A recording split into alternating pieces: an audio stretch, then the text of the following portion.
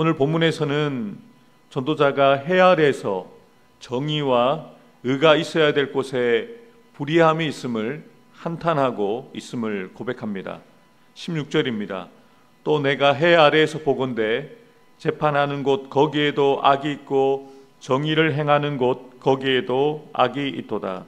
가장 공정해야 하고 또 정의로워야 하는 재판정에서 악이 있다는 것을 보게 되어서 그것을 한탄하고 있는데요. 하나님의 때에 이루어질 하나님의 심판이 없다면 이러한 불의하고 공정하지 못한 현실 가운데 불의를 경험하고 살아가고 있는 것이 얼마나 억울하겠습니까? 그런데 전도자는 우리가 불의하고 공정하지 못한 현실을 살아감에 있어서 반드시 기억하고 바라보아야 될 진리를 우리에게 분명하게 알려줍니다. 17절 말씀 함께 읽겠습니다. 내가 내 마음속으로 이르기를 의인과 악인을 하나님이 심판하시리니 이는 모든 소망하는 일과 모든 행사에 때가 있음이라 하였으며. 아멘. 우리가 불의하고 불공정해 보이는 이 땅을 살아가면서 마음속으로 기억하고 바라보아야 할 것은 하나님의 때에 이루어질 하나님의 심판이라는 것이죠. 우리는 불의와 이 불공정한 세상을 바라보면서 이런 생각을 할 수가 있습니다. 왜 공의로우신 하나님께서 불의와 불공정을 행하는 자들을 가만히 두시는가? 이에 대해서 전도자가 자신이 깨달은 분명한 답을 알려줍니다. 18절입니다. 내가 내 마음속으로 이르기를 인생들의 일에 대하여 하나님이 그들을 시험하시리니 그들이 자기가 짐승과 다름이 없는 줄을 깨닫게 하려 하심이라.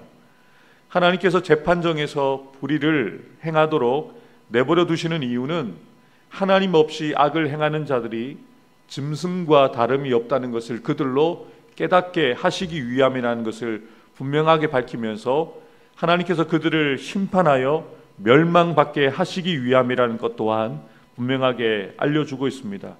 그러면서 전도자는 불의와 행악하는 자들에 대한 1차적인 심판이 바로 죽음이라는 것을 분명하게 알려줍니다. 우리 19절부터 21절을 다시 한번 읽겠습니다. 인생이 당하는 일을 짐승도 당하나니 그들이 당하는 일이 일반이라. 다 동일한 호흡이 있어서 짐승이 죽음같이 사람도 죽으니 사람이 짐승보다 뛰어남이 없음은 모든 것이 헛됨이로다. 다 흙으로 말미암았으므로 다 흙으로 돌아가나니 다 한 곳으로 가거니와 인생들의 혼은 위로 올라가고 짐승의 혼은 아래 곧 땅으로 내려가는 줄을 누가 알랴. 아멘. 아무리 재판을 뒤집을 만한 힘을 가진 자라도 죽음 앞에서는 아무런 힘을 쓰지 못한다는 것이죠. 그들 또한 흙으로 지어졌기에 결국에는 흙으로 돌아간다는 것입니다.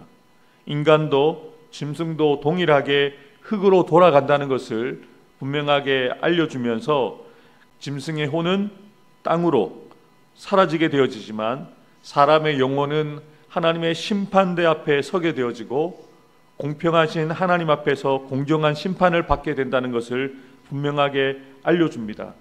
그러면서 하나님의 때에 모두가 하나님의 심판을 받게 된다는 것을 알게 되어진 저와 여러분들이 어떻게 살아가야 하는지를 분명하게 교훈해 주고 있습니다. 22절 말씀. 그러므로 나는 사람이 자기 일에 즐거워하는 것보다 더 나은 것이 없음을 보았나니 이는 그것이 그의 몫이기 때문이라.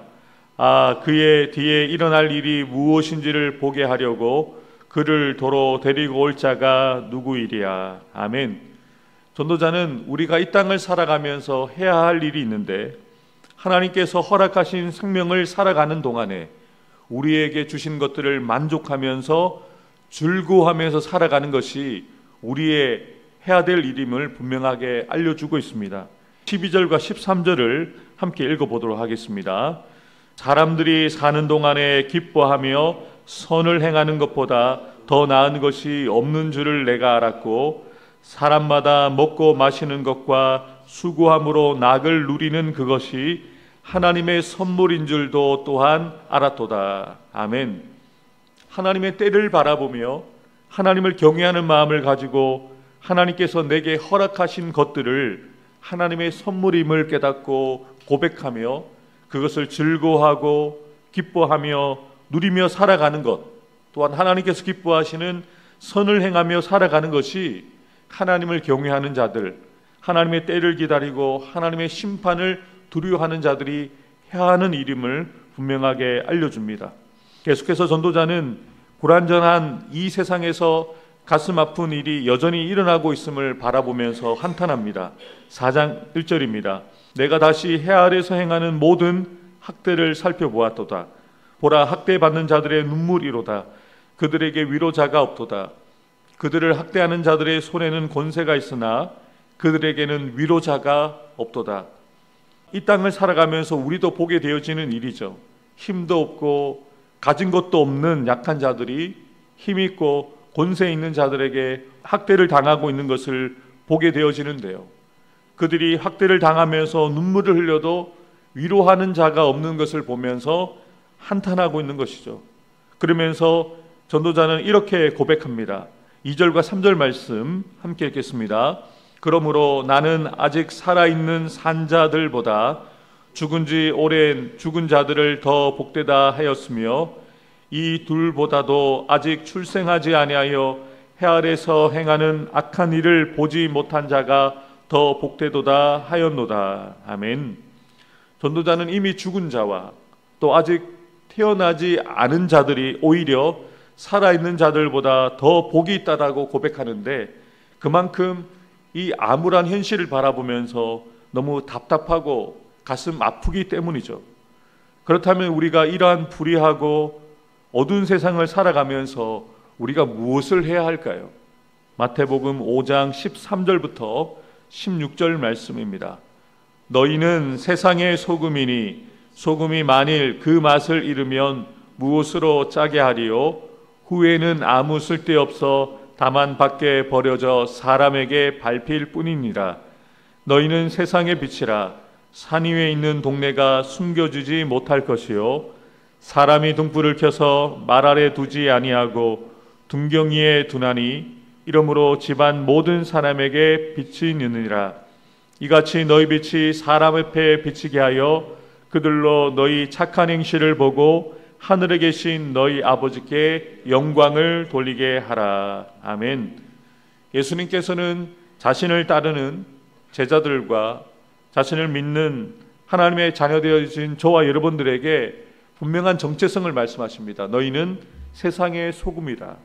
너희는 어두운 세상의 빛이다 라고 말씀하십니다. 그래서 전도자가 말하고 있는 억울한 일이 가득한 불의한 세상을 살아가면서 학대받고 눈물을 흘리는 자가 없도록 먼저 되어진 우리가, 세상의 소금과 빛이 되어진 우리가 정의를 행하고 하나님의 의와 하나님의 나라가 이 땅 가운데 이루어지도록 기도하면서 선을 행하는 자가 되어야 된다는 것을 기억해야 합니다. 그래서 불의하고 불공정한 세상에서 억울한 일을 당하고 학대받는 자들의 눈물을 닦아주고 그들을 위로해주는 위로자가 되어야 한다는 것이죠. 하나님의 때는 반드시 옵니다. 하나님께서는 반드시 우리가 행한 대로 심판하실 것입니다.